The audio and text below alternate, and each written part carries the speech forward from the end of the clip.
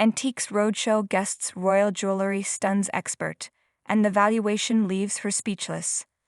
The emotional weight of history hung in the air as the guest stood before Geoffrey Munn, clutching a velvet-lined box filled with treasures from another era. Each piece told a story, not just of royalty, but of a nanny who had been so cherished by Queen Alexandra and her family that she was remembered in jewels, telegrams, and heartfelt invitations. Munn, ever the consummate storyteller, couldn't resist delving deeper into the narrative woven by these exquisite artifacts.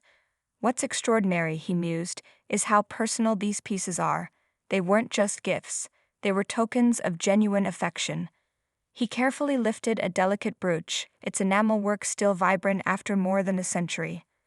This craftsmanship, it's not just about the materials, it's about the sentiment behind them. The guest nodded, her fingers brushing against a telegram with a reverence usually reserved for sacred relics. It's humbling, she admitted, to think these were written by a princess, a future queen, and they were addressing my husband's great-grandmother as Nana. It makes the history feel so alive. Munn's eyes sparkled with enthusiasm. That's the magic of pieces like these. They bridge time. You're not just holding a brooch, you're holding a moment in someone's life. He turned over a coronation medallion, its surface gleaming under the studio lights. And this is a direct link to 1902, to the grandeur of Edward VI's coronation. Can you imagine the spectacle? The streets of London packed with crowds, the procession, the sheer theater of it all. The guest laughed softly. I try to picture it, but it's almost too grand to imagine. Yet here's the proof, Munn said, tapping the medallion. Your nanny was there. She witnessed history. As the conversation turned back to the valuation, Munn's earlier reluctance to assign numbers to such personal treasures resurfaced. It feels almost crass, he admitted, but for insurance purposes, or if you ever did consider parting with them. He trailed off, giving her a questioning look. The guest shook her head firmly. Oh no, they'll stay in the family. My children already know the stories behind them. They'd never let me sell. Munn smiled approvingly. That's exactly as it should be. These aren't just heirlooms, they're a testament to a remarkable woman's life. He paused, then added with a chuckle.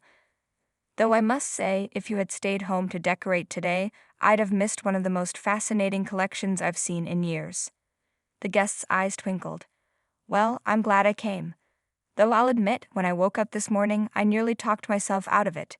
It's just a box of old jewelry, I thought. What could possibly be so special? Munn gasped in mock horror. Just a box of old jewelry? My dear, this is a time capsule. He gestured dramatically to the array of brooches, medals, and handwritten notes. This is the kind of find that makes historians weak at the knees. The studio audience erupted in laughter, and even the guest couldn't suppress a grin. All right, she conceded. I see now I was being terribly short-sighted. As the segment drew to a close, Munn couldn't resist one final flourish. Before you go, he said, lowering his voice conspiratorially, have you ever considered displaying these in a museum? Just temporarily, of course. It would be a shame for such a remarkable collection to stay hidden away. The guest hesitated, then nodded slowly. You know I hadn't, but now that you mention it, it might be nice to share them, so others can appreciate the history too. Munn beamed. Splendid. I'd be happy to put you in touch with the right people. After all, stories like this deserve to be told. As the guest carefully gathered her treasures, the camera lingered on a final shot of the coronation brooch, its intricate detailing catching the light. The screen faded to black, leaving viewers with the echo of Munn's parting words.